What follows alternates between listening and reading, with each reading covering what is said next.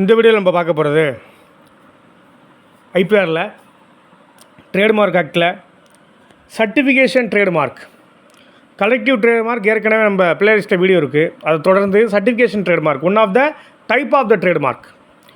Trademark type கேட்டால் service trademark எழுதணும். நீங்கள் கலெக்டிவ் ட்ரேட்மார்க் ஆல்ரெடி வீடியோ இருக்குது. இப்போ சர்டிஃபிகேஷன் ட்ரேட்மார்க் இதையும் சேர்த்து எழுதிங்கன்னா டைப்ஸ் ஆஃப் ட்ரேட்மார்க் உங்களுக்கு ஓவர். சர்டிஃபிகேஷன் ட்ரேட்மார்க்கு கொஞ்சம் செக்ஷன் வைஸ் பேசணும்னா ரொம்ப பெருசு. பட் எக்ஸாம் பாயிண்ட் ஆஃப் வியூவில் உங்களுக்கு நீங்கள் தெரிஞ்சுக்கிற அளவுக்கு நான் சொல்கிறேன் ஷார்ட்டாக. அதை வச்சு நீங்கள் நாளைக்கு மேனேஜ் பண்ணிக்கலாம் எக்ஸாமுக்கு. Certification trademark section 69 to 78. Section 69 to 78. இது என்னங்க சர்டிஃபிகேஷன் ட்ரேட்மார்க்? சிம்பிளாக சொல்லுங்கள் இன் ஷார்ட். அப்படின்னா in short, certification marks used to define the standard. ஒரு பொருளோட தரத்தை சொல்கிறதுக்கு தான் சர்டிஃபிகேஷன் ட்ரேட்மார்க். ஒரு பொருளோட குவாலிட்டியை சொல்கிறது தான் சர்டிஃபிகேஷன் ட்ரேட்மார்க்.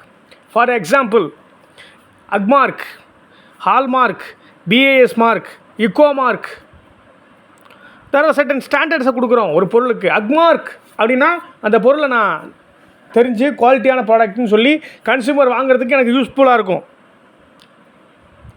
ஃபுட் ப்ராடக்ட்ஸில் அக்மார்க் கொடுக்குறோம். இப்போ நகை கடைக்கு போனோன்னா பிஏஎஸ் ஹால்மார்க் கொடுக்குறான். அப்போ ஹால்மார்க் தங்க நகைகள் தான் நம்ம வாங்குகிறோம். பிஏஎஸ் ஹால்மார்க் அது இல்லைன்னா வாங்குவோமா? அந்த பிஏஎஸ் தான் அந்த தங்கத்தோட தரத்தை சொல்லுது. அக்மார்க் தான் அந்த ஃபுட்டோட தரத்தை சொல்லுது. அக்மார்க் இருக்கா பார்க்குறோம். அப்புறம் எஃப்எஸ்எஸ்ஏஐ அப்படின்னு ஒரு மார்க் இருக்கும், அதை நம்ம பார்க்குறோம். அப்புறம் ஐஎஸ்ஓ தரச்சான்றிதழ் பெற்ற நிறுவனம் அப்படின்னு அட்வைஸ்மெண்ட்லாம் நிறையா போடுவானுங்க.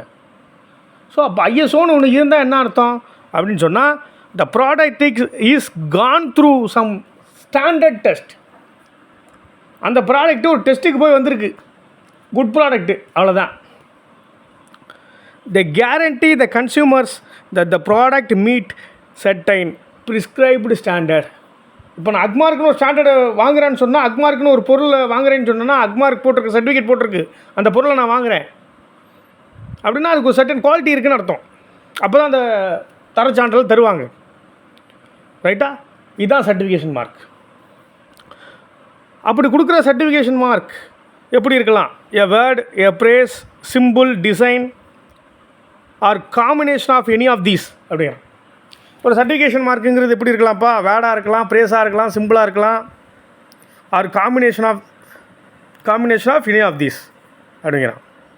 பொதுவாக இந்த certification mark goods and services கொடுக்குறாங்க, மேனுஃபேக்சர் குட்ஸுக்கு கொடுக்குறாங்க. எதுக்கு? To represent their quality and other characteristics. அதோட குவாலிட்டியும் இதர பண்புகளையும் சொல்கிறதுக்கு தான் இந்த சர்டிஃபிகேஷன் பயன்படுது. இப்போ ஃபார் எக்ஸாம்பிள் ஏசி வாங்க போனோம்னா 3 ஸ்டார் 5 ஸ்டாருங்கிறான்.